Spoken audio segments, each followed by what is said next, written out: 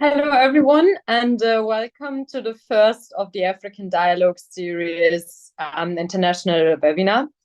I would like to welcome you for sub-team number 1, STEM education for the fourth industrial revolution in Africa, with a focus on generating decent jobs for Africa's youth.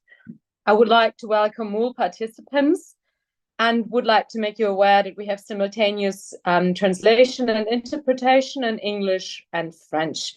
So if you could choose those settings in case needed.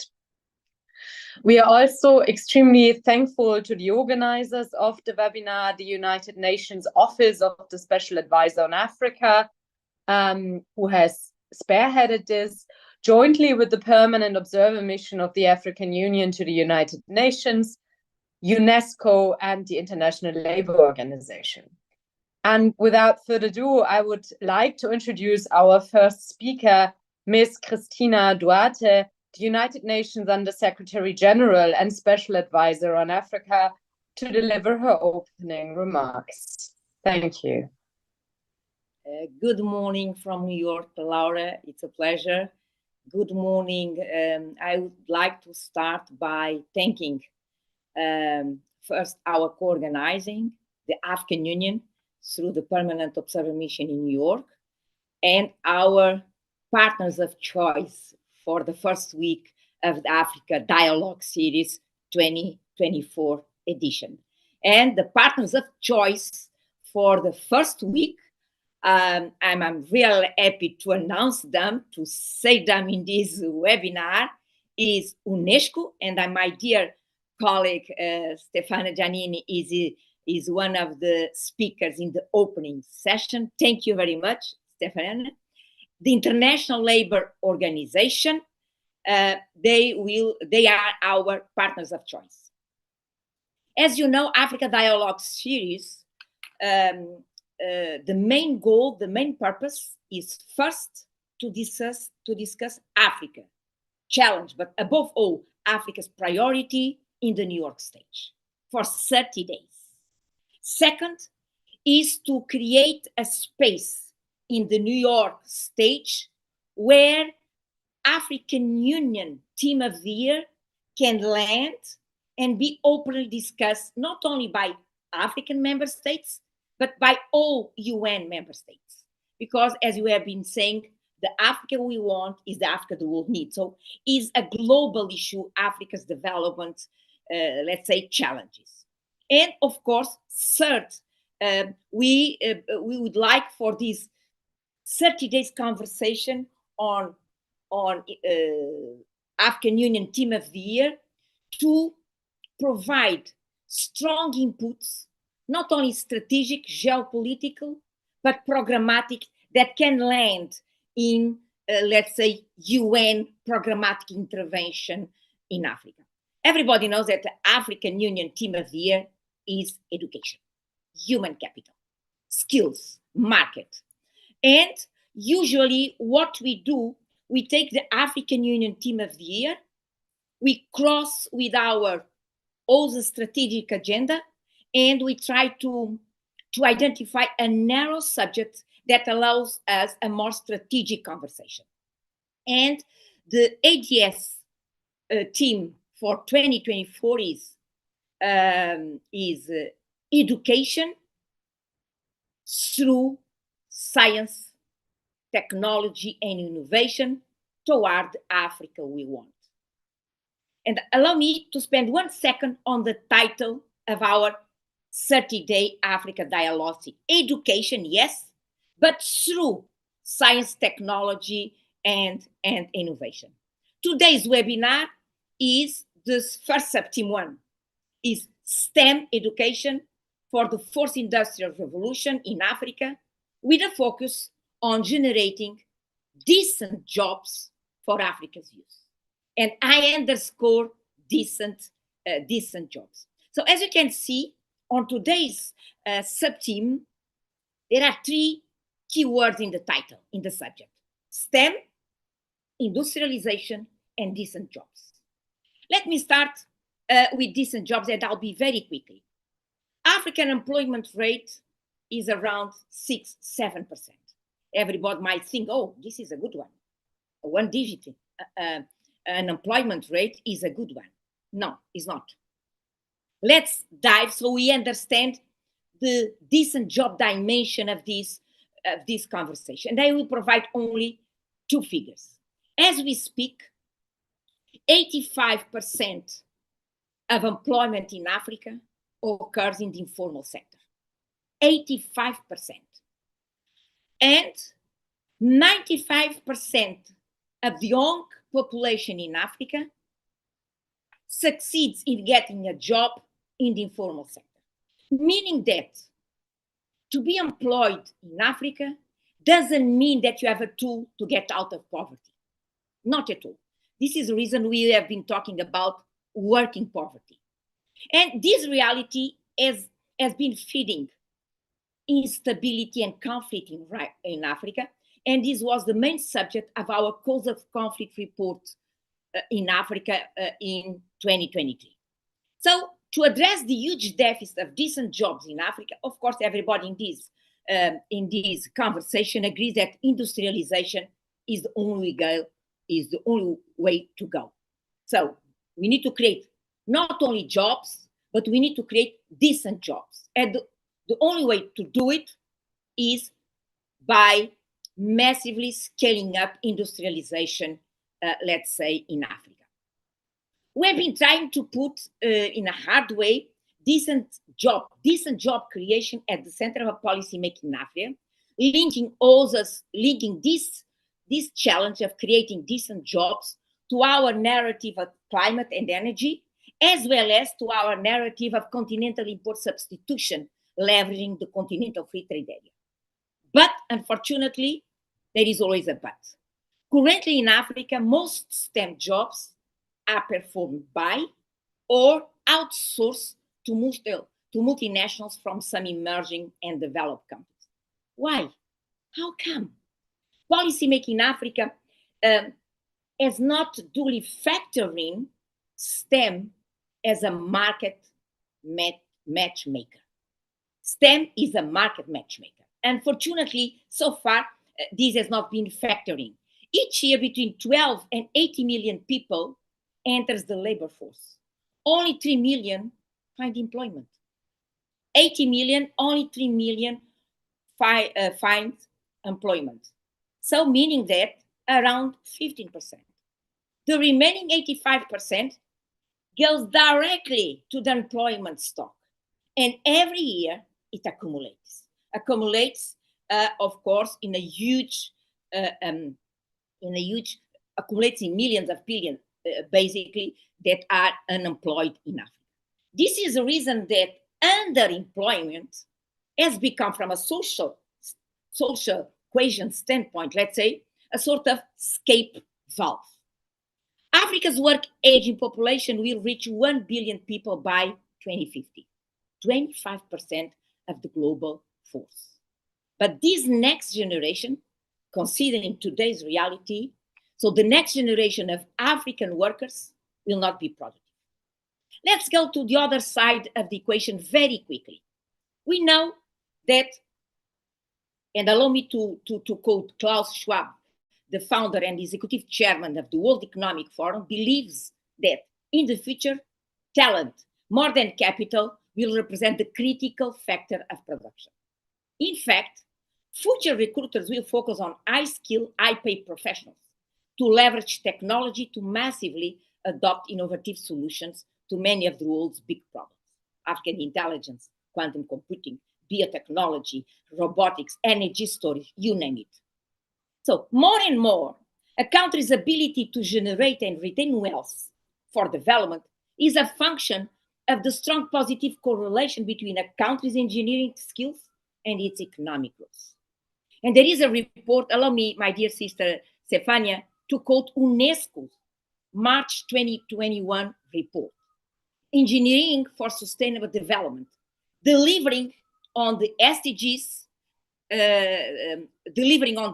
This is the title of the report.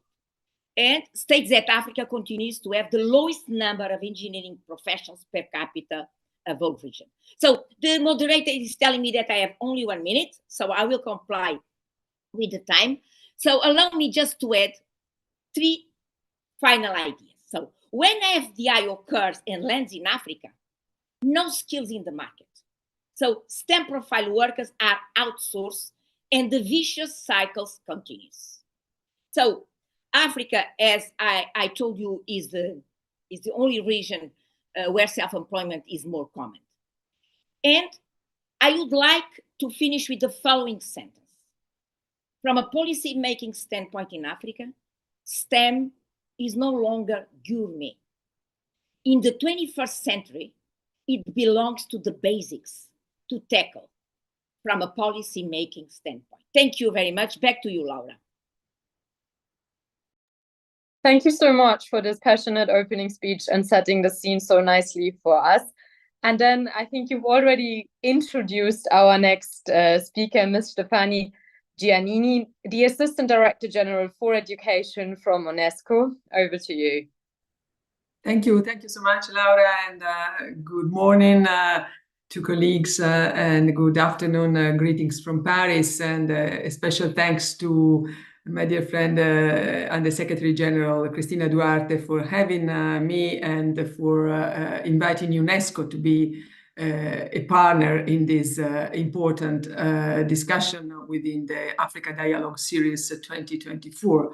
And the Secretary General, Cristina Duarte, just very eloquently set the scene and highlighted the importance of education this year, particularly this year, because the African Union, as we all know, actually dedicated this 2024 as the year for education.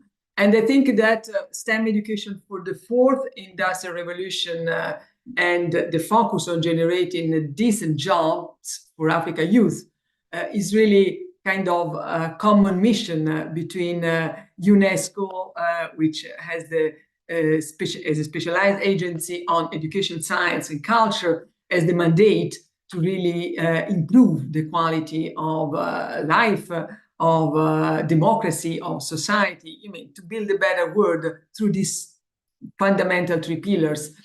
And let me focus a little bit on the education and science side and see which is the contribution that we must bring to this dialogue, and from here across the year to the 2024 year for education of the African Union, as we're already actually doing.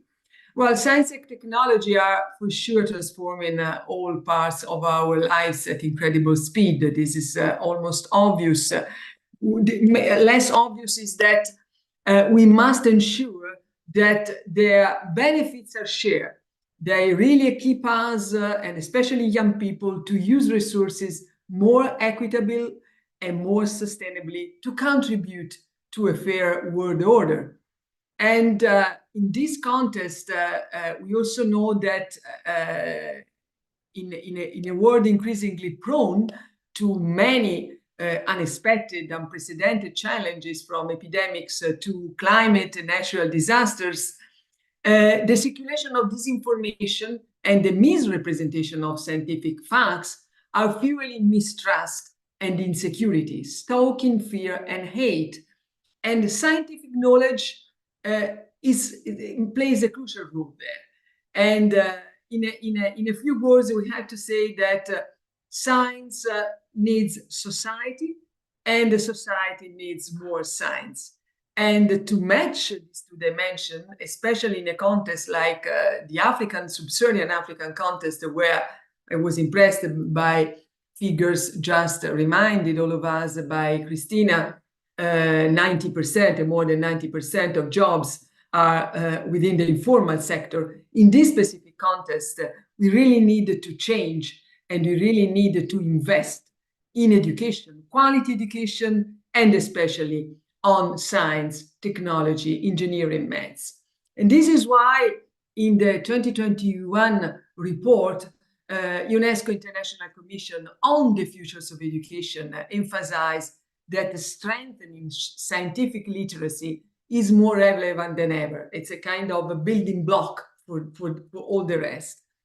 In this context, our best investment in the future of our societies is absolutely to unlock the potential of STEM education across the African continent. And let me also remind from my side some interesting figures. African girls represent for sure the greatest untapped population to become the next generation of innovators, of researchers, of STEM specialists. Although we see from our recent also figures that girls do at least as well as boys in these fields of learning, maths and science, they make up just over a quarter of engineer graduates. And globally, women constitute only 1/3 of STEM graduates in higher education. And this figure, unfortunately, drops, as we know, to 25% or less in many African countries. So, investing in girls' talent means addressing absolutely gendered attitudes, expectations, biases that still push them away from STEM fields. This is about building girls' confidence, the confidence also of their female teachers who can be vital role models and mentors. And to that end, UNESCO has been nurturing girls' interest in STEM through comprehensive programs, intervention that include actually teacher training, advocacy, mentorship, and skills development. I can mention a few of them to give you concrete examples on the ground. Our boot camps in Kenya, in Rwanda, Tanzania, and Uganda have inspired so far thousands of girls to develop their own understanding of important, let's say, advanced areas in research and job employment like robotics, AI, and 3D printing. And in these activities and others, UNESCO is working in close partnership with our member states to make these projects, scale up. Now, the question is really to scale up. And we know that by 2050, this continent will make up over a quarter of the world's labor force. And so we are absolutely, to conclude, joining our forces with ILO colleagues, with UN Secretary General, and all our colleagues within the UN system to advocate for having a real, massive investment, political will, and financial investment in education, quality education, including especially STEM. Over to you, and thank you so much. Thank you very much, Ms. Stephanie. And I am very happy that we will have 1 or 2 questions to our panelists that will exactly talk about the inclusion of women and young girls in STEM education, because the figures that you've just mentioned are obviously alarming, and there's a lot of potential to tap in. And with this, I would like to hand it over to the ILO Assistant Director General and Regional Director for Africa, Ms. Fanfan Ruaindo Kairangwa. The floor is yours. Thank you, Laura. Honorable guests, distinguished delegates, ladies and gentlemen, good afternoon. It's a privilege to address you on behalf of the International Labour Organization at this crucial forum. Our shared mission is clear. Investing in STEM education for Africa's youth is investing in Africa's future. I therefore want to focus my intervention on the interconnection between labor and STEM education in the context of the fourth industrial revolution. The biggest labor market challenge faced by young people in Africa today is the lack of decent employment opportunities, with 77.9 million youth being neither in employment, education, or training. That is more than 1 in 4 young people in the region. As such, advances in digitalization are an opportunity to redefine work as STEM sectors, have an enormous potential to create large numbers of decent jobs. Yet for this potential to be realized, we must ensure that our young men and women are equipped with necessary skills to survive this changing labor market. Then we must ensure that jobs exist for them to access once they have those skills. To achieve this, we urgently need to increase investment in quality education and training in science, technology, engineering, and mathematics. We also need to ensure that STEM curricula are aligned with the evolving needs of the labor market, equipping students with both technical proficiencies and critical thinking skills. Additionally, investment in vocational training and lifelong learning programs are essential to upskill and reskill the existing workforce. We also need to ensure access to quality STEM education and employment opportunities, promote inclusivity and diversity. This will not only empower women and girls, but also harness a broader talent pool, such as persons with disabilities, to drive innovation and sustainable development. The ILO, alongside partners such as UNESCO, and we really thank UNESCO for having us this day, and various African ministries has been at the forefront of addressing these challenges. For instance, our joint project have focused on enhancing access to STEM education for underrepresented groups. A notable initiative in Egypt, in collaboration with the Ministry of Higher Education and Scientific Research, has significantly increased women's enrollment in these fields. Another example, the ILO ITU African Union joint program on boosting decent jobs and enhancing skills for youth in Africa's digital economy is equipping young people with the digital skills needed to access the labor market in STEM fields across 9 countries in Africa. So we know what works, but to truly leverage the potential of our youth, we must also commit to fostering more partnerships between governments, the private sector, educational institutions, and international organizations to create an ecosystem that supports innovation and critical thinking, lifelong learning, and skills development.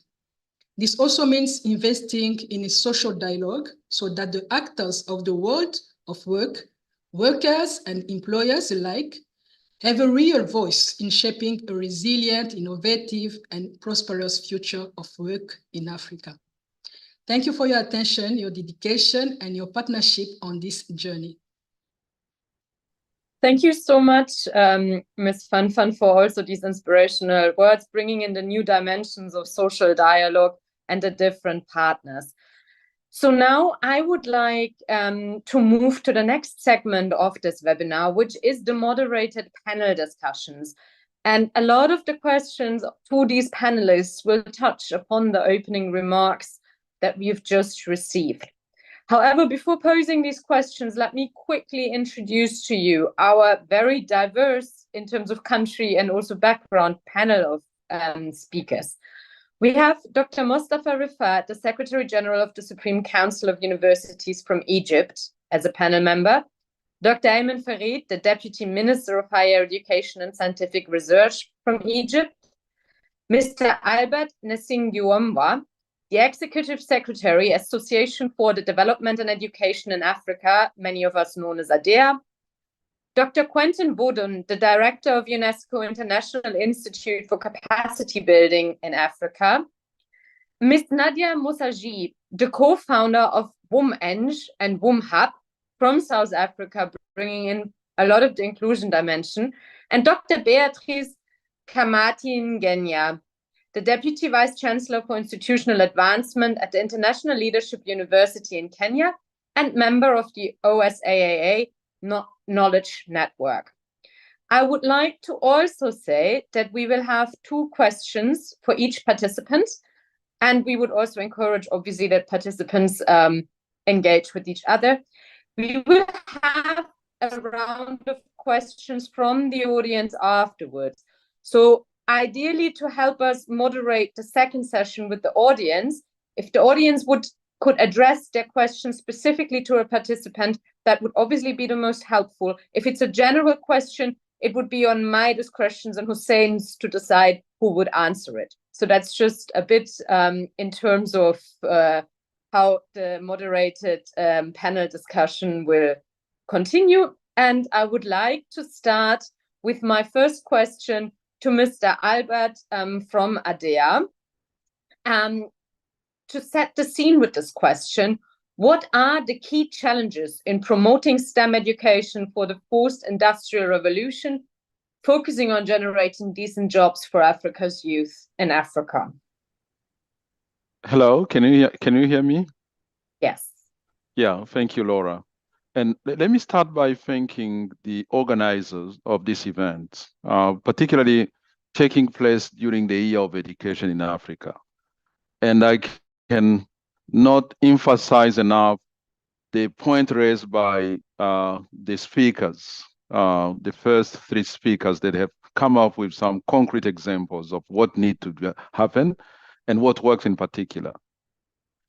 The fourth industrial revolution is transforming industries and job markets globally at a very high speed through emerging technologies such as robotics, biotechnology, machine learning, virtual realities, and artificial intelligence. And this is actually called for urgent interventions for education to be aligned with the needs of the labor market. African nation must prioritize STEM education to equip youth with the skills needed to thrive in the fourth industrial revolution economy. The youth aged 15, 24 years in Africa makes up 23% of the world youth population. And the forecast is actually moving to 35 by 2050, as per the UN report 2022. And we all know that the youth are full of talents awaiting to be harnessed for the labor market necessary for the 21st century skills. STEM competencies are crucial for creating innovators, problem solvers, and a force capable of driving the sustainable economic growth. When you look at the STEM-based jobs and careers are all in the rise, it is estimated that Sub-Saharan Africa alone needs around 2.3 million engineers to address its development challenges, as per the World Bank report. Now, when you look at the current state of STEM in Africa, a couple of challenges. Number one, resource constraint. Inadequate teaching and learning resources and facilities, poor teacher pedagogical practices, and also a lack of interest in STEM subjects among teachers. Probably this is something that my colleague Wooden will actually be addressing in his intervention. There is also a lack of evidence, inadequate data on trends in enrollment and performance in STEM education across most African countries, and also its alignment with the labor market needs. The other challenge is, of course, curriculum relevance, increasing irrelevance of existing STEM curriculum in most countries, leading to mismatch in the skills imparted through STEM education and the demands of evolving job market in the fourth industrial revolution. The result is obviously unemployment or underemployment among STEM graduates. There is also a shortage of STEM skills. Africa is not producing enough STEM skills. The current African workforce are unable to fill the existing STEM-based jobs due to lack of requisite capacity. I think Ms. Christina has already alluded to this. The continent is relying on external experts in addressing some of those STEM-based jobs. Now, the last but not least, there is also exclusion and gender disparity in STEM education. Thank you. Women and girls, especially those from poor communities in Africa, face significant barriers to pursuing STEM education careers, including cultural biases, lack of consistent campaign to promote the role model, and of course, inadequate support system. The last thing I want to add on this, which is crucial as far as ADEA is concerned, is around poor policy framework. Many African countries lack coherent policy framework to promote STEM education effectively, including curriculum development, teacher training, and industry academic collaboration, impeding efforts to prepare you for the job of the future. So those are some of the issues and challenges that I think we need to look at seriously if we want to promote STEM on the continent. Thank you. Thank you very much, Albert. And I would like to pose the next question to Ms. Nadia Mousaji, because you've spoken about the challenges. And let me ask Ms. Nadia, who deals a lot with the female inclusion angle, to go a bit deeper. And I would like to ask you, Ms. Nadia, what barriers have you encountered in your mission to develop a diverse, equitable, inclusive engineering and technology workforce? What were your barriers, and maybe how have you tried to overcome them? Thank you. Thank you so much, and it's an honor to be on the panel this afternoon. And so WOMEng, which actually stands for Women in Engineering, has been working on developing women and girls for the engineering and tech industry for almost 2 decades now. And there's been a number of pieces that we've got to think about. So some of it is social and cultural. So that things around engineering, it's for boys, it's harder. And I've always said that nothing in my DNA or genetics around gender predisposes one sex over another in terms of mathematical capability. So a lot of the time it's around how do we start to demystify some of the challenges and the perceived challenges around STEM, especially for girls.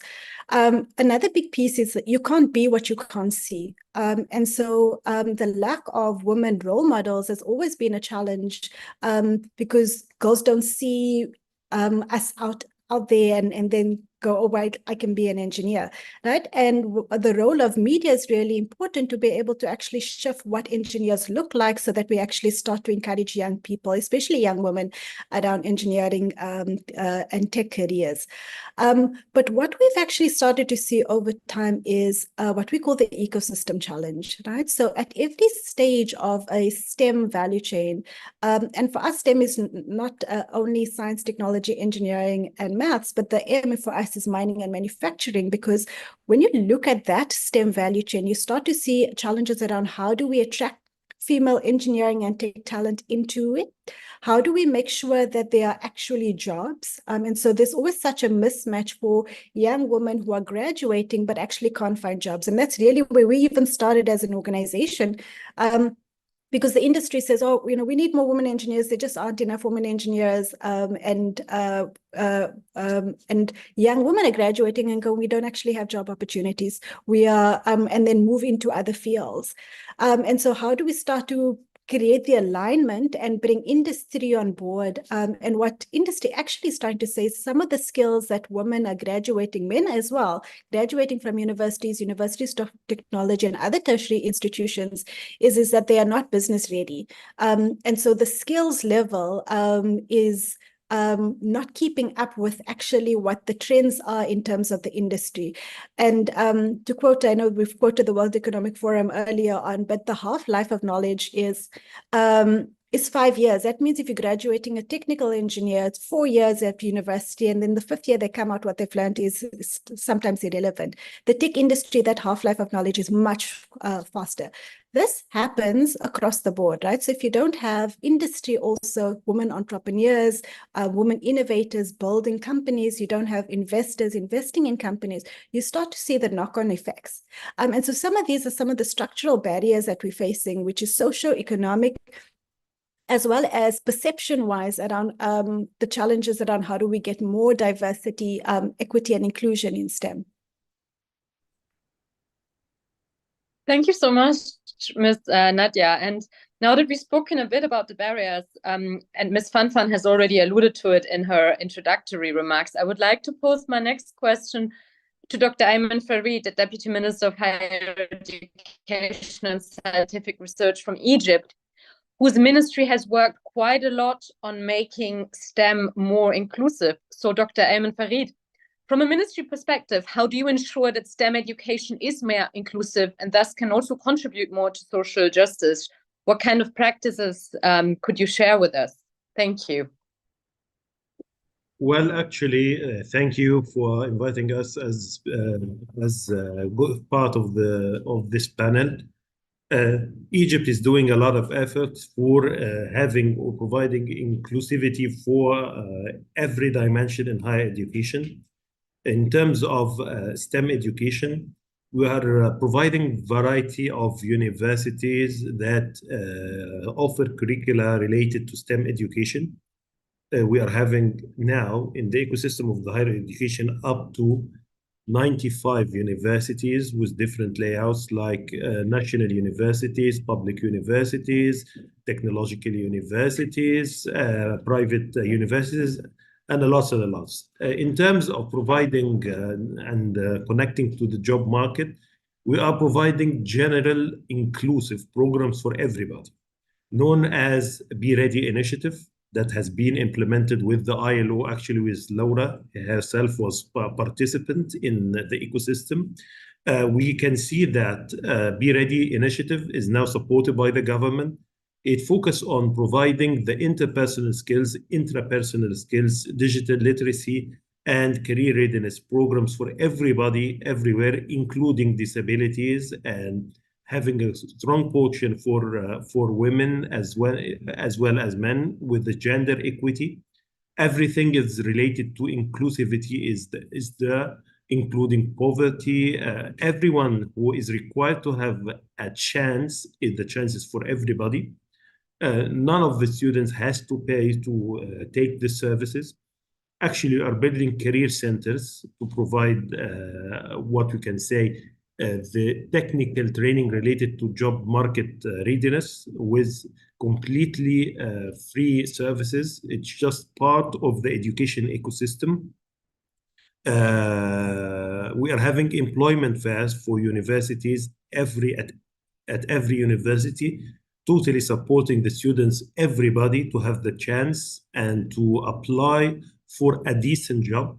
We are ensuring that the companies and the enterprises participating in this ecosystem are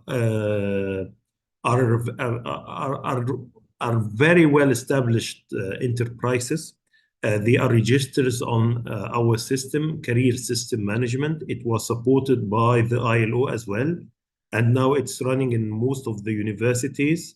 The companies and the enterprises apply and have their accounts on the CSM to ensure that the opportunities offered to the students are of those we can nominate as decent jobs. As not to take long, because you want to be more precise, Egypt is doing a lot of progress in terms of developing the framework for higher education and scientific research in terms of employability. And finally, I'm the assistant minister, maybe wrongly I was mentioned as the deputy minister. Thank you. Thank you very much, Dr. Ayman. I think one of the key words that you've mentioned is employability, because obviously that's the goal that we all work towards, talking about decent jobs, employability. So would that lead to my next question to Dr. Beatrice Njenja. How can we ensure that STEM graduates have the skills required by prospective private and public sector employers, and how have we tackled some of these challenges to make it easier for STEM graduates to find a decent job? And I think we've already hit some examples, but we would like to invite you to talk even more about it. Thank you so much. This is the quest for relevance and responsiveness of STEM education and training, where relevance means that graduates from the different schools and colleges would be work ready, and what they have acquired in skill, knowledge, and values would be directly applicable. And responsive, meaning the graduate is adaptable and able to manage transitions in knowledge and skill needed at work because of having acquired the predisposition of continuous learning and relearning and creativity, among other skills that are often related to STEM education. continuous regular curriculum review that seriously and intentionally incorporates players from industry is indispensable. And policies that ensure that every workplace is also a training position through attachments and internships need to be strengthened and implemented as a matter of course, with relevant incentives where necessary. Because industry is the greatest beneficiary of the education system, they have to be seen to be contributing a lot more. On the African continent, I believe they're not doing that enough. Often the TVET colleges are better placed to partner with industry.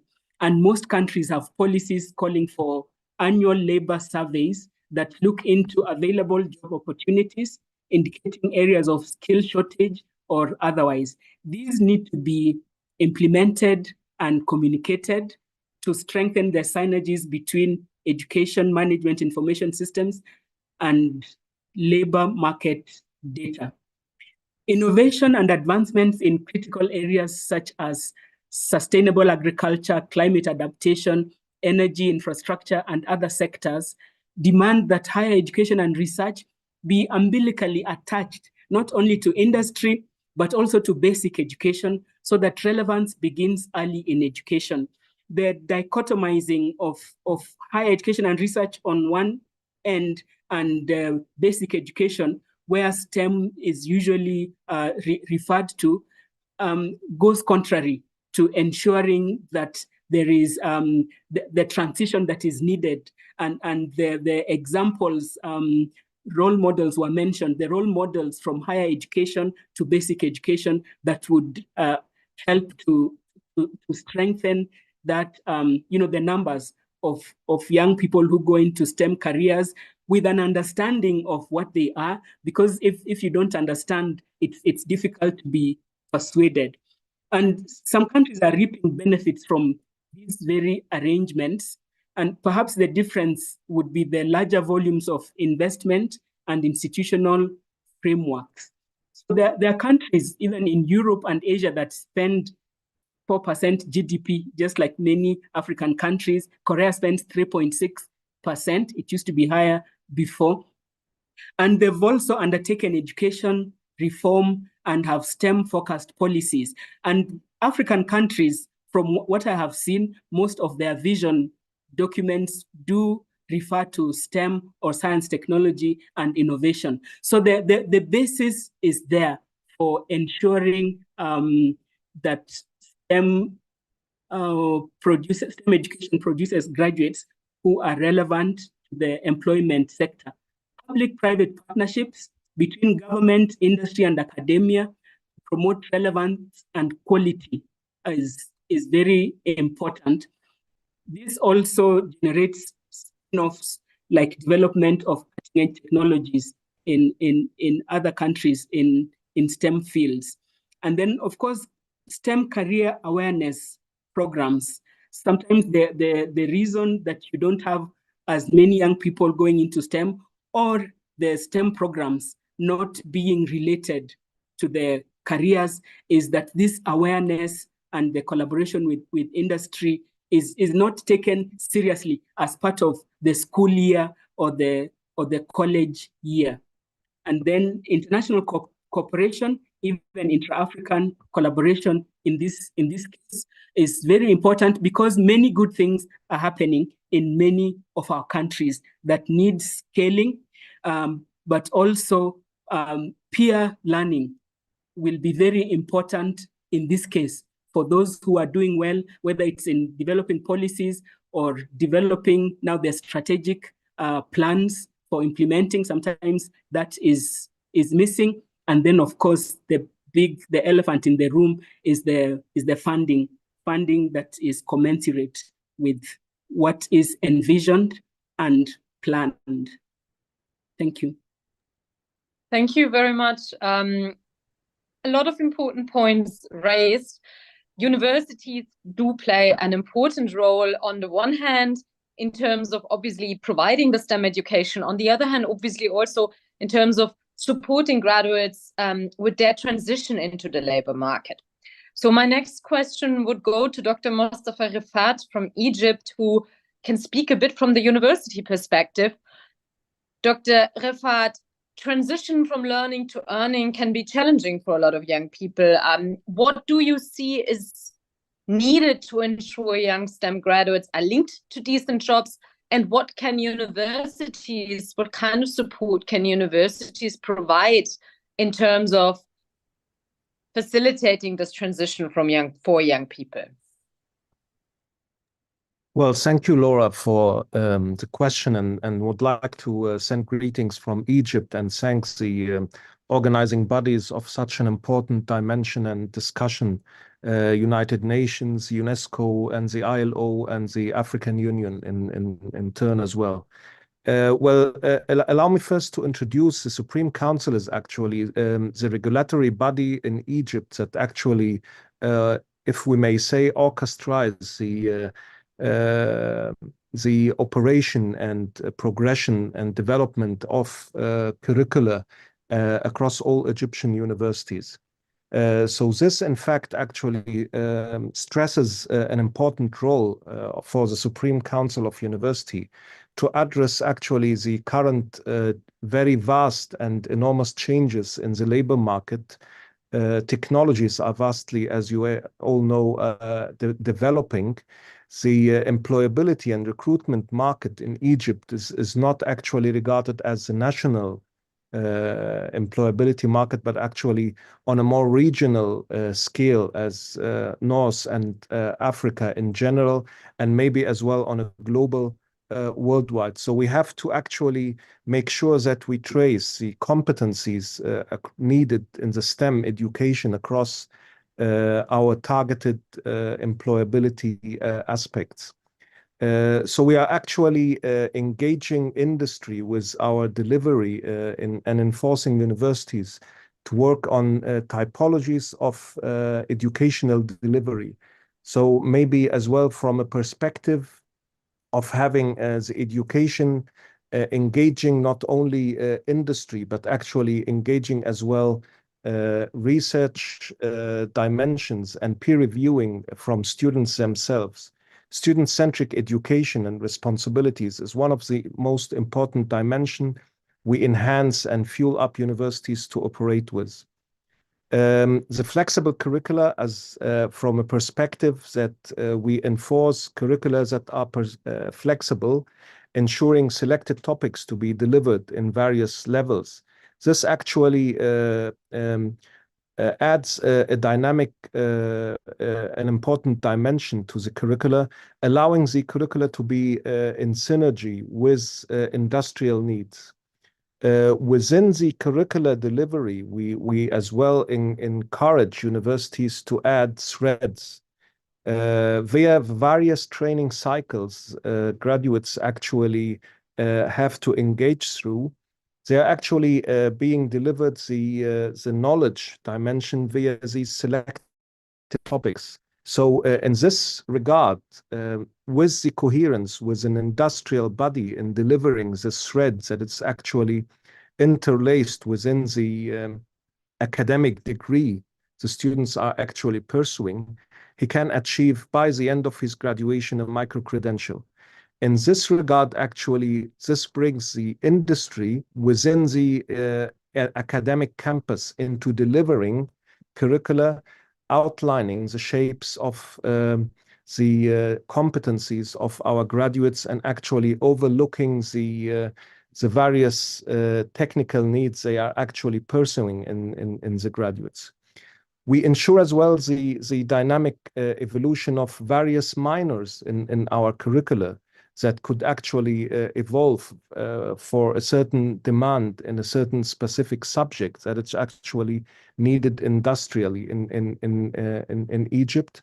And actually the challenge now is the Egyptian market as well is actually currently very, very quickly changing in terms of industrial development and countries that actually have more needs for competent graduates that actually need to engage on a national level. Our curricula as well, we ensure that we have regular exits from the curricula in terms of the national qualification frameworks that will allow students to exit at certain stages during their degree pursuing. This will allow actually the students to engage early in the market and the industry engagement, and maybe come back on a later stage to continue and top up the knowledge. And this enriches actually the engagement inside the educational campus with various dimensions of industry practices engagement that these actually exited students come back with to the academic dimension. So these are the various factors we actually work on and actually review curricula based upon submitted by universities, and actual regular career fairs that are actually as well conducted on campuses, and via a network that it's actually established by the ministry, engaging opportunities, engaging industrial needs. So career fairs are not solely now resident at independent universities, but rather overlooked as a larger network of fairs that actually put in feedback loops for various cycles to upgrade and develop. Up to you. Thank you, Laura. You're muted. Thank you so much. And with that, I would like to give the last question of the first round to Dr. Quentin Bodun. And I'm very happy that our question aligns with one question that we've just got from the audience. So, Dr. Quentin, why do we have so few women in STEM in Africa? And is there some evidence, or is there a trend that more female teachers, professors, and role models, as we've heard earlier, can benefit female students to join STEM education? And thanks also to the audience for the question. Please continue posting questions in the chat box. We will try to integrate them or pick them up. Thank you. Over to you, Dr. Quentin. Thank you, Laura. I hope my connection will be stable because I'm joining from Zambia, where we have the annual conference of the Africa Federation of Teaching Regulatory Authorities. Let me try to mention 3 facts for the audience that I hope will help answer your question. So the first fact is that whether you consider boys or girls or men or women, there is clearly a premium to STEM in the labor market. We have done estimates with econometric analysis of household surveys, and whether we look at people who work in STEM versus other sectors, or whether we look at people who studied STEM versus other sectors, and this is at the upper secondary level, we find very clear evidence of a wage premium, 10 to 30%. That's the first fact. The second fact that I wanted to mention is much broader. The World Bank uses a concept of human capital wealth, which together with natural wealth and produced wealth constitutes what is called the wealth of nations. That's the assets that a nation has to invest and produce future income and consumption. What is very striking is that human capital wealth, that is people, accounts for 2/3 of global wealth, much larger than land or minerals or oil or factories and things like that.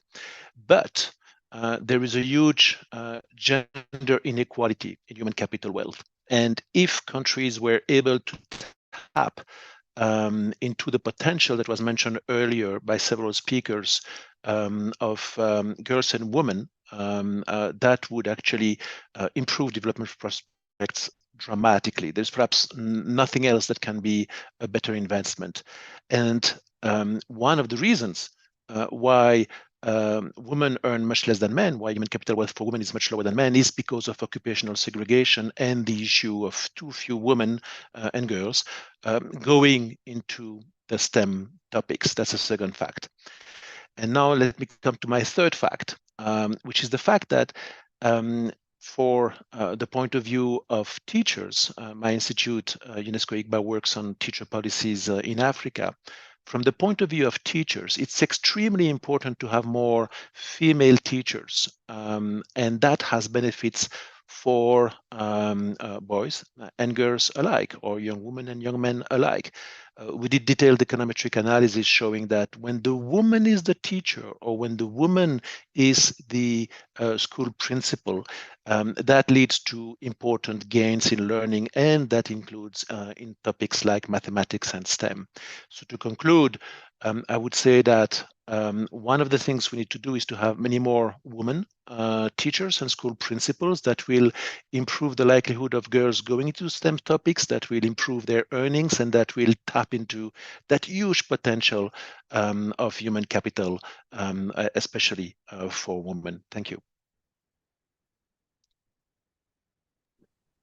Thank you very, very much. I think that's a very comprehensive answer and also sheds light on an interesting aspect in terms of the teaching itself. I would like, in terms of teaching and curricula, ask Dr. Ayman Farid a question, which has to do with employability and curricula. And my question would be, the Ministry of Higher Education and Scientific Research in Egypt has developed a core skills framework for STEM in higher education. Can you explain a bit more about it and how it can help young people to have a better chance in the labor market? Because it's not only those technical skills that will at the end find decent jobs, but a lot of times also those core skills and transferable skills. Thank you. Over. Yes, actually, we are developing a framework known as program portfolio. The program portfolio is composed of three entities. The first one is the academic content that is delivered through academics, like the well-known curricula that we have in all typology of education, including STEM education. The second component is related to career education.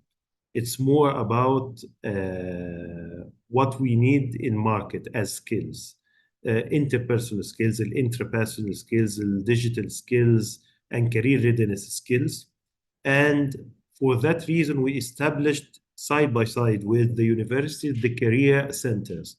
Now we are having in all, at least public universities, at least one career center to serve the students and deliver the dimension of the career education.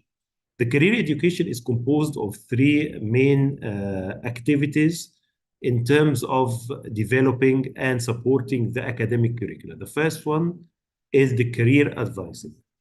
Actually, now we are developing a framework for career advising in all universities and faculties, so students to know the pathway to the decent jobs.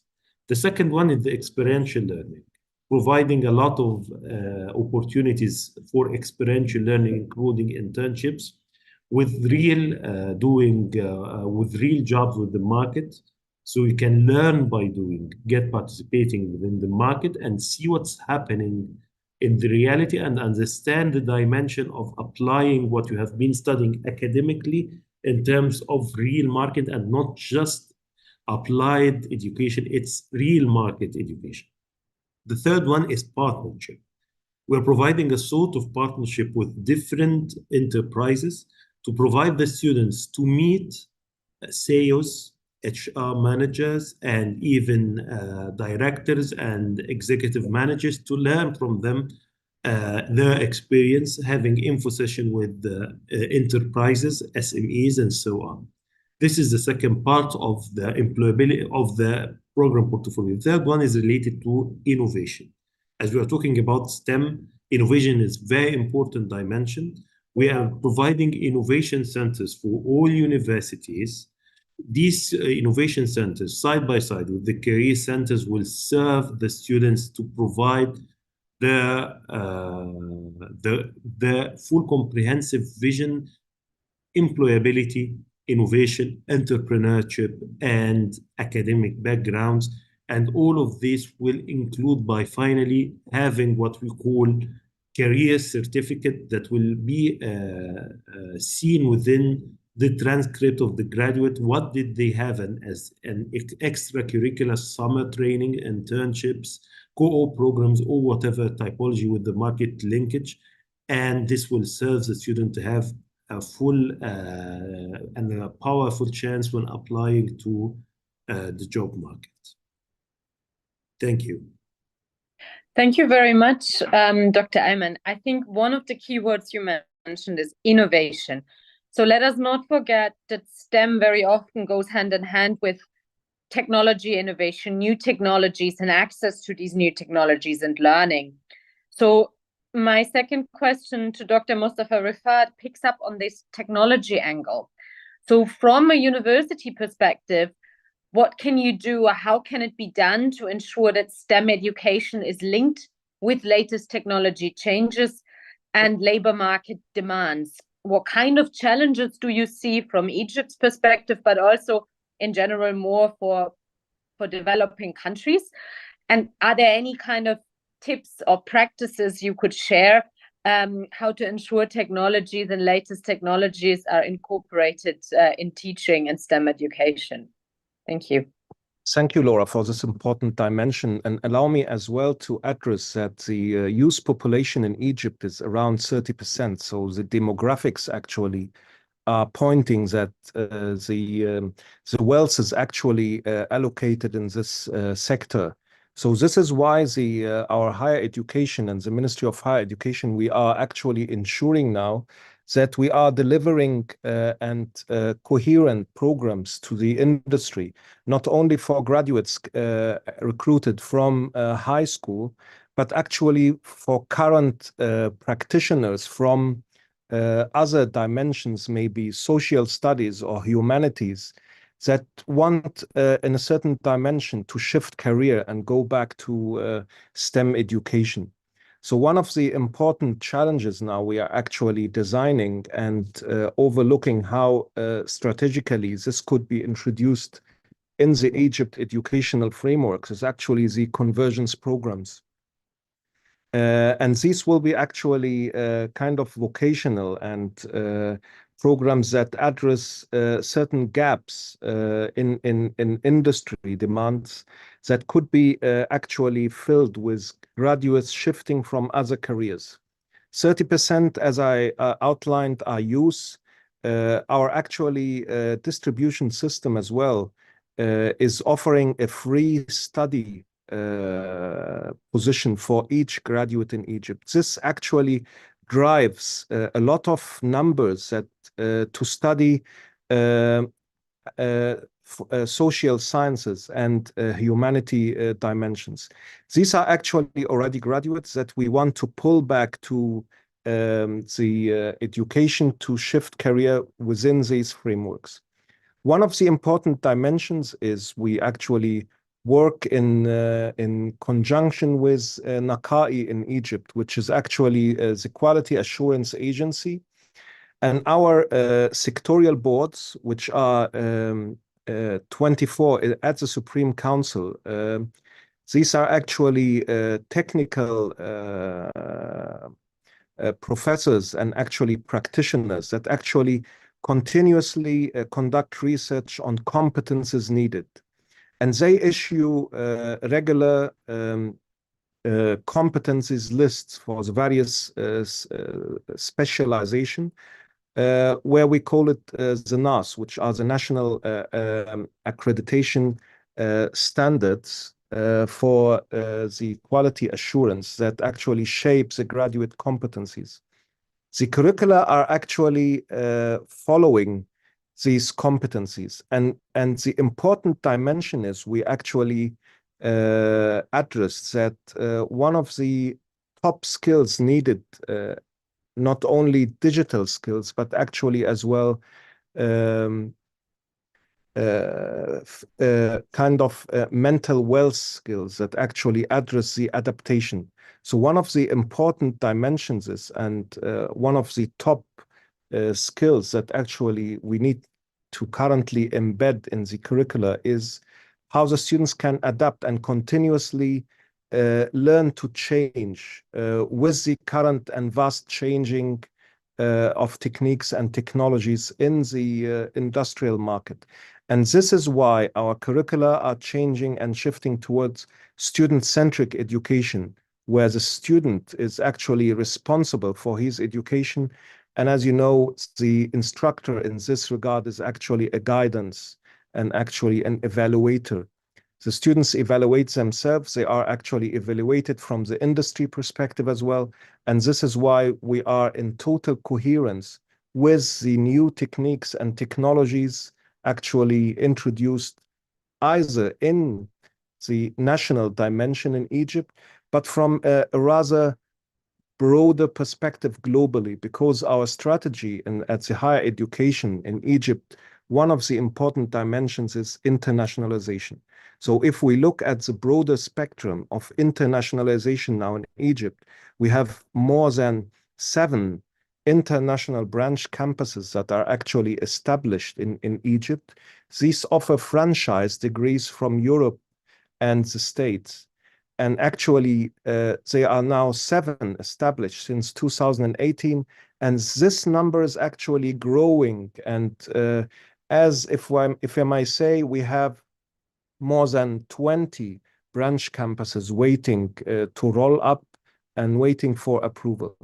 This actually sheds light on very important dimensions, is the important youth wealth that is actually regarded in Egypt to be the important dimensions for franchise programs to be actually uplifted in Egypt, to have the graduates being able to work on a global demand with global competencies. Thank you very much, and up to you, Laura. Thank you. Dr. Rifai has mentioned partnerships, international partnerships, as one of the crucial ways to support high quality STEM education. And I would like to dig a bit deeper in this question and maybe add an extra dimension to it. Dr. Beatrice, my next question to you: effective implementation of STEM education policies will require obviously also adequate financing in the education sector. How can African countries enhance domestic resource mobilization to ensure dedicated funding for STEM education programs? And what roles can partnerships, obviously, and international partnerships as well, play in this financing and quality dimension? Thank you, Dr. Beatrice.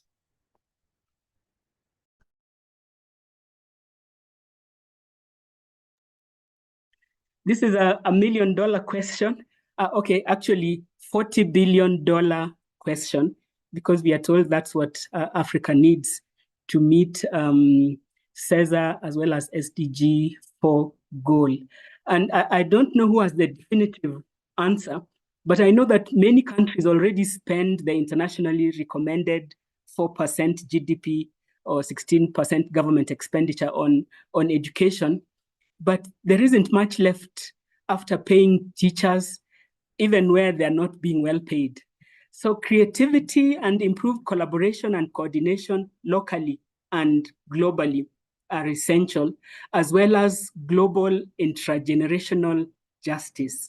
The AUC, for instance, has called for improving the coordination of financing across multilateral agencies at the global level and exploring innovative financing mechanisms based on the experience of other sectors.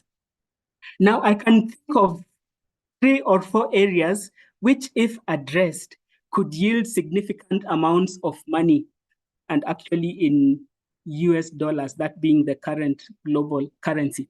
Africa is an extremely wealthy continent in natural resources.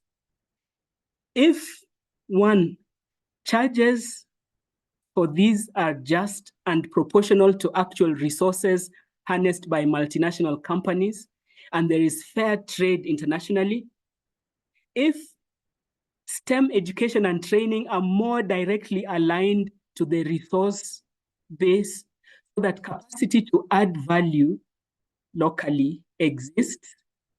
Number 3, if there's climate justice, reduce climate-induced losses locally, and therefore a drain on the resources. Number 4, if countries absorbing high-level experts trained on the African continent are able to remit training levies, besides enhanced management of diaspora remittances, which we know are more than all the aid we get. And number 5, if illicit flows are intercepted and stopped through appropriate global partnerships and the proceeds remitted back to Africa, among others, there will be more from which to charge the 4% GDP for education and the 2% GDP to scientific research. Because as I said, it seems that proportionately, Africa is spending significant amounts already. So we need to look somewhere else other than the usual places for getting resources to spend on education. And I suggest that the 5 areas that I've mentioned could help to contribute to this. Thank you so much. Thank you. And with that, let me take the next question to Mr. Albert from ADEA, who works at a, let's say, regional entity. So how can ADEA, or how has ADEA addressed those challenges, including the financing challenge that we just heard, by working with policymakers, educators, and researchers in Africa, and has supported a bit of an ecosystem to promote STEM education in Africa? Thank you, Laura. Let me raise this a couple of points here. First of all, as ADEA, we've been running a couple of studies to better understand the situational analysis, of the status of STEM education, particularly at the level of secondary education. And this has actually been conducted in the 9 African countries, including Angola, Botswana, Ghana, Kenya, Morocco, Namibia, Rwanda, South Africa, and Uganda. And following the reports, we developed a toolkit to guide countries in terms of developing their own STEM education policies. Because in most of the countries, actually, they did not have one. There were a couple of issues addressed as part of the general education policy. So it is really important, based on the discussion and the rationale coming out of this discussion, for countries to have the STEM education policy. The second thing that we actually identified, that has been actually found as a critical issue in many of these countries, is the disconnection between the actual policy as part of education and the linkage with the country's economic, outlook or policies moving forward. So there's definitely a need, and this is actually addressed the issue of financing. Just to respond to that, I don't think countries in the current economic crisis will be able to raise their resources when it comes to investing in STEM. What we see as a great opportunity at the country level is to actually try to coordinate all the stakeholders around STEM, not only education, so from the industry itself to ministries responsible for promoting industrialization, innovation, technology. I think there's a need to coordinate at the country level, and resources can actually be tapped into from those different sources in order to meet the needs of STEM education in many of these countries. The next activity that we did was also a follow-up study on the status of STEM in primary school in 10 African countries. I'm not going to go through all those countries. The next was actually to coordinate the development of strategy to leverage play in the delivery of STEM. We believe very much in play. Play can actually promote STEM education, especially for early learners. And this actually is being integrated in curriculum. And the last thing, of course, is actually to raise the advocacy and awareness to encourage countries to integrate STEM education and play-based pedagogy in their respective countries. The last thing I want to raise in 1 minute, and the remaining 1 minute, is actually to tell, we have seen a number of project going on the continent as far as promoting STEM. One of the critical issues that we feel is going to help us is actually how do we support countries to move from project level to system level? It's always a challenge for many of the countries. And this can actually help to address so many issues that are being addressed here, including the gender aspect that has already been alluded to. Thank you. Thank you very much. And with that, I'm going over to Dr. Quinton, and I will combine one of the questions posed from the audience with one of the questions that we had actually foreseen for you. And I hope you do not mind me doing that, but we're trying to keep an eye, Hussein, an eye on the chat box channel as well. We've talked a lot about policies, about programs, but I would like to ask you to bring in maybe the individual youth perspective a bit, meaning why should individuals acquire a STEM education? What is there a premium on STEM education in the labor market? And even more so, how can this young STEM graduates, I don't want to say be kept in the country, but how can you provide a brain drain as well? If you have those very good graduates or very high caliber STEM youth, how can you kind of encourage them to remain in Africa and promote STEM inside their countries? Maybe Dr. Quinton, that second part with the brain drain came from the audience. Maybe you can try to touch upon that as well, if possible. Thank you.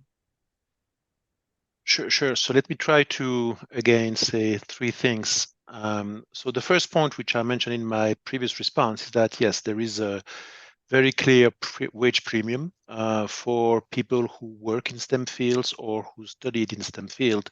And that ranges depending on the estimates from 10 to 30%. Sometimes it can be actually even higher. So for individuals, there is a clear benefit of going into STEM, and that's why in some countries, I mean, the United States being one, you have a lot of people going to the STEM fields as opposed to the traditional humanities, right? So that's clear. On brain drain, I used to do work on brain drain 10, 15 years ago. I would just say that there are programs that countries can put in place to retain their graduates. There are programs, for example, for scientists to be able to be in the universities of their country with special grants. These are often competitive, but they can be very impactful. This is just one example of a type of program for brain drain. And somebody else mentioned also the issue of remittances, but you have a brain remittance, if you will, when you also make sure that the diaspora from Africa is well connected to the industry and the universities in Africa. So there are ways that you can really try to answer those questions. That was my second point. But my third point would be a bit different, and I wouldn't want to forget about it. I think the question of brain drain illustrates how we think about investing in STEM at the youth level, for example, or the university level. I think it's very important to start right early on, from early childhood, from primary education. If you look at the data on proficiency in mathematics or proficiency in reading in Africa, it's extremely low. And so we need to improve STEM education. My institute is right now doing a study looking also, like Ade has done, on some of the policy aspect, but also some case studies about what countries have done to improve STEM education from the start. And the last thing I would say, I mentioned gender in my previous answer, that gender aspect related to STEM and broader needs to be there from the start as well, to have gender responsive pedagogy and to really nurture both boys and girls to go into those STEM topics. Back to you, Laura. Thank you very much. And then my last question of this official panel to Ms. Nadia, who works on the ground to promote women in STEM education. How are you working with other education stakeholders and other general stakeholders to achieve your goals? And how important are partnerships and networks in doing so? Thank you so much. And I always think, to define what we do, we actually help young people translate knowledge to wisdom. And so what we're seeing at a high school level, for example, is that young girls are learning about maths and science, but they don't understand the application of knowledge. And so we run coding, robotics, and sustainable engineering camps, and we also teach them about cybersecurity to actually live safer online. And at a university, at a TVET level, and a University of Technology level, we're doing very similarly things where we're running employability, innovation, and entrepreneurship programs to help young female engineering talent upskill themselves, but also focus on how do you leverage your skills to meet the SDGs, right? Engineers have a responsibility, us in STEM have a responsibility to actually meet those SDGs. We always think about SDGs as an engineering problem. Funding all of this is actually not governments, but corporates and philanthropies, which I think is a really interesting model for us because this is a value add to those sectors. When we don't have the talent, we actually won't have the industries, and then we won't have the economic growth. And so companies are seeing that very, very clearly. And in fact, we've partnered with one of the largest tech companies in the world to actually roll out programming on artificial intelligence, cybersecurity, and cloud computing, right, through our innovation hubs. And we actually build these innovation spaces and democratize access to technology for young people, but with a focus on women. And so for us, it's around very critically understanding that what we're doing right now sets us up in terms of being able to not just attract very diverse young people into the engineering and tech industry, but give them the skills that are really relevant. Understand that you're going to have to do lifelong learning, especially if you go into the tech industry, and that actually Gen Zs and Gen Alphas that are coming have a very different view of the world. And so they are way more transient, right? And to be able to keep up with a young, very upwardly mobile, very globally connected demographic, it means that countries have to really rethink how we retain talent and what is it that we're creating from an economic environment to be able to keep your engineering talent. And things like making sure that, and if I live in Cape Town, South Africa, we've got a lot of tech companies that are setting up here because, it's really beautiful out here. That means that we're bringing in lots more tech people from around the world want to come and live here. And so you're starting to see lots more movement and shifts, and that has a great macroeconomic effect, but it also has a really good effect in terms of being able to inspire young people to go and start tech companies.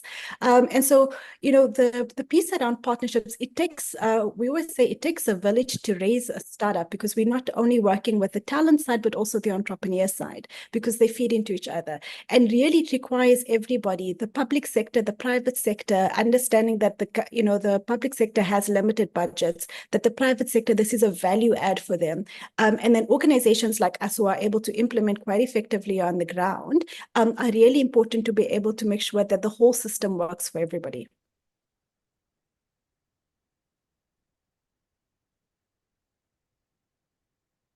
Thank you so much, Ms. Nadia.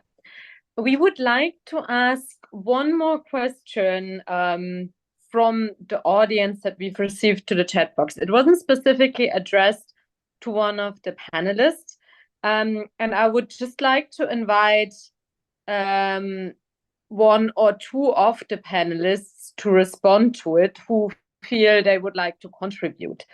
So one of the questions that came from the audience was STEM education, on the one hand, should be tailored a bit or can be tailored to a local context to support helping or to support addressing concrete local challenges in agriculture, sustainable energy. How can we make STEM education fit to some local geographic challenges and issues whilst at the same time adhering to global standards? So I do not know if anyone has a best practice example in this case, or anyone would just like to comment or answer to this from our panelists. A bit question localization versus global standards in terms of STEM education, looking maybe at the agriculture and sustainable energy sector. Thank you.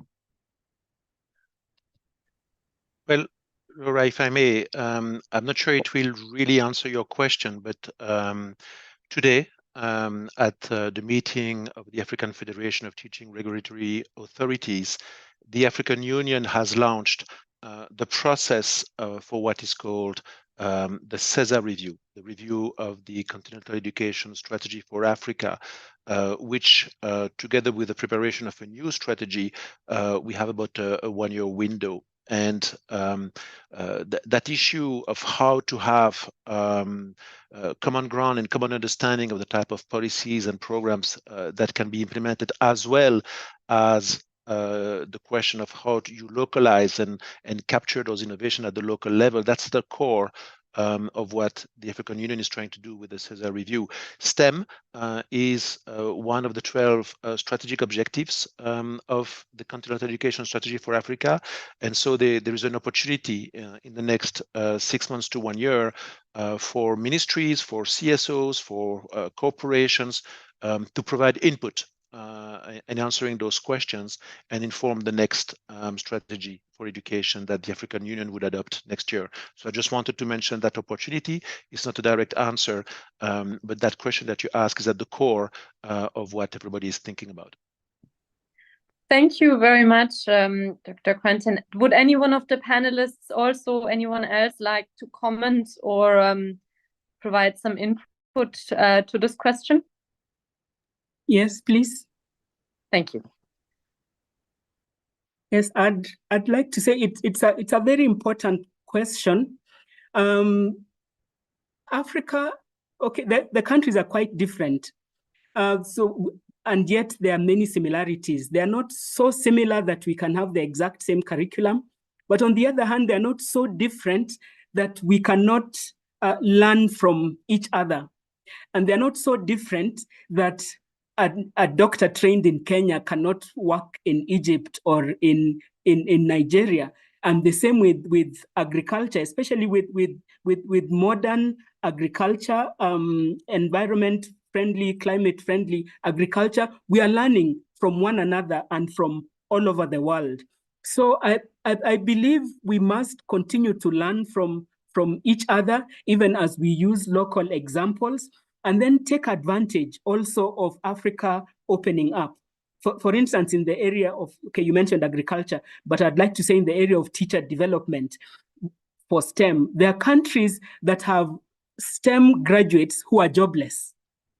And we know that many countries are in need of STEM teachers. So if we have an intra-African teacher mobility, we have an intra-African mobility of doctors and other professionals that is well managed. Of course, individuals can move as they like, but when you manage it, then people have more opportunity to make use of their training in Uganda, in Ethiopia perhaps, or in Cote d'Ivoire, because we do have sufficient similarities where we are able to move as STEM professionals across Africa. So use of local examples is important, but we also do not want to be so limiting to students that you want them to be confined to a particular village or a particular urban area when there is all of Africa that is open and in need and available for work. Thank you.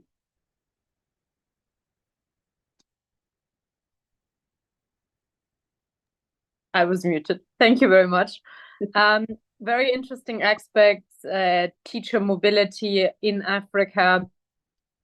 I think we've heard a lot of practical examples. We delved into a lot of different topics that cover STEM education. And I think also I would like to thank all participants to have kept well in check in terms of the time. And I think we are in general also very, very well on schedule.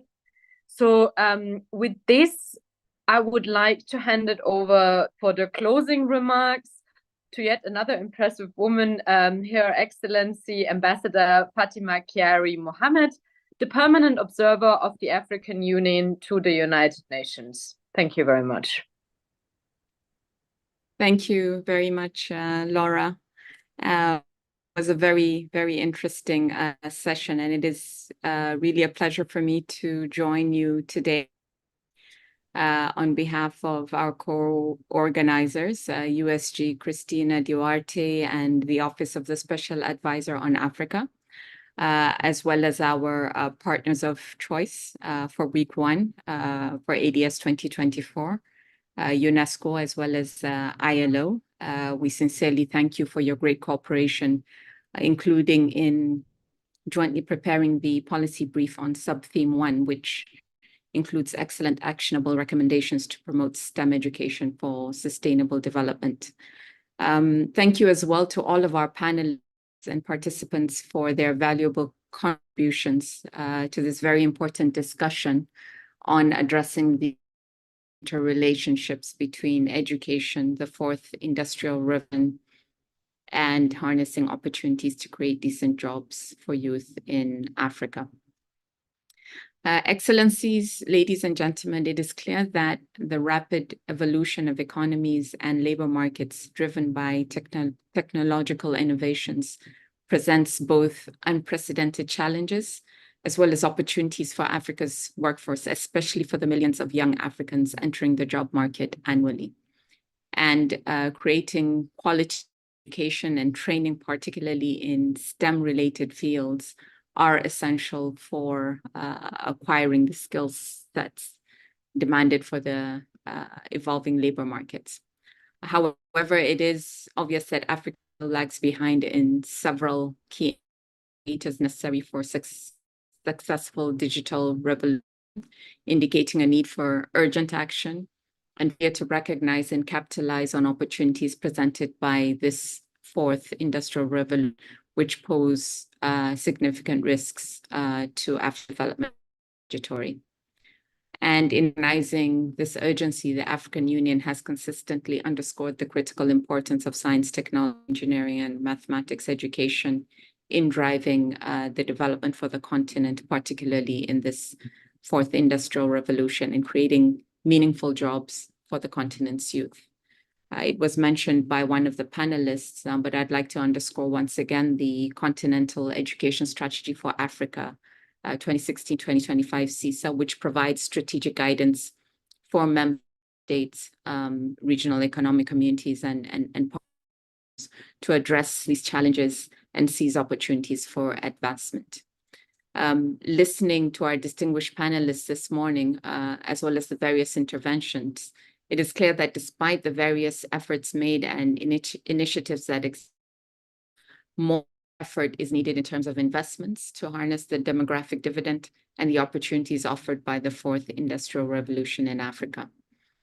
It is difficult for me to summarize the key takeaways because there are so many of them, but permit me to just make a few points to highlight some of what I heard this morning. First, to address the challenges and to ensure that Africa's youth are not left behind, we must adopt a multifaceted approach. This requires expanding learning, training opportunities for African youth, and accelerating the economic transition to more innovative and value-added industrial sectors and creating human capital wealth. Second, we must invest in STEM education from an early age, focusing on promoting curiosity, creativity, and critical thinking. In the same vein, our education systems must also focus on improving the outcomes of learning processes and investment in STEM education, particularly for girls, and this should be prioritized. This is also key for the promotion of social justice within the STEM education ecosystem and thus contribute to more equitable and inclusive societies where all individuals can thrive and contribute towards positive advancement.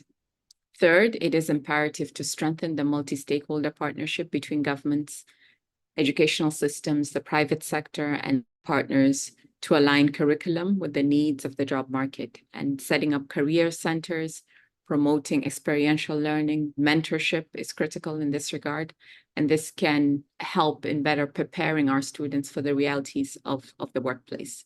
In addition, critical is resourcing and ensuring that we have the resources in place, including for the needed infrastructure to meet global standards. And fourth, we must also strengthen the education industry interface and prioritize creation of decent jobs through policies that promote lifelong learning, boost sustainability, and adjust and also foster entrepreneurship, innovation, and inclusive growth. This requires obviously a concerted effort to address particularly structural barriers and also to promote social justice while ensuring that all stakeholders have a voice in shaping our future.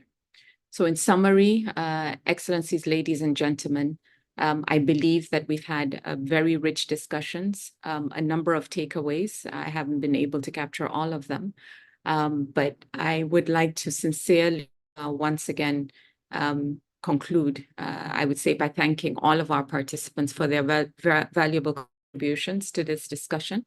And also reemphasize that as we are heading to the Summit of the Future in September 2024, the summit, it's crucial for us to also scale up action and also investment in terms of making education truly an enabler for the welfare and social economic progress of future generations. Thank you all once again for your participation, for your contributions. And we look forward to engaging with you all during the remaining sessions of the Africa Dialogue series coming up in the next few weeks. Thank you again for your attention. Thank you very much to all of the contributions and the organization. Have a lovely morning, afternoon, wherever you are. Goodbye. Thank you. Thank you very much. Thank you.